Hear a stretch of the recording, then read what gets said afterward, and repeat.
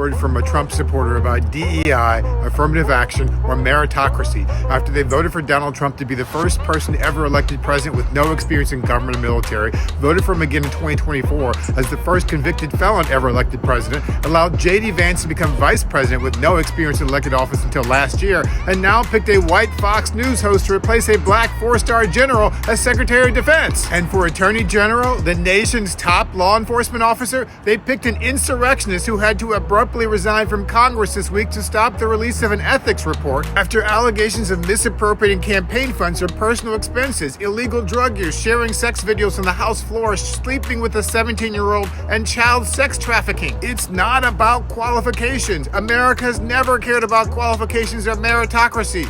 For white people, they only bring that up with black people, women, and any other group of people they dislike at the moment. If you're a straight white male or politically conservative, they couldn't care less about your qualifications. And don't give me any lip about women and people of color in the Republican Party. They are an afterthought who only exist to own the libs and must subscribe to the GOP's hierarchy of patriarchal white supremacy. This is how Republicans play identity politics. If Democrats get a woman, they'll find a woman. If Democrats get a black person, they'll find a black person. As long as the woman or black person follows their narrow conservative political beliefs, the qualifications don't matter. That's why they picked unqualified Clarence Thomas to replace the legendary Thurgood Marshall of the Supreme Court in 1991. Why they picked unqualified Alan Keyes, a random black guy from Maryland, to run against Barack Obama for the U.S. Senate seat in Illinois in 2004. Why they rushed to find unqualified Sarah Palin from Alaska after Senator Hillary Clinton got 18 million votes in 2008. Why they rammed through Amy Coney Barrett after only 3 years as a judge to replace the legendary Ruth Bader Ginsburg on the nation's highest court before the presidential election in 2020. And why they picked retired football player Herschel Walker to run against Senator Raphael Warnock for U.S. Senate in 2022. Vice President Kamala Harris had federal, state, and local experience and worked with all three branches of government, and they still called her unqualified. Justice Ketanji Brown Jackson graduated from Harvard undergrad, Harvard Law, clerked for Supreme Court Justice,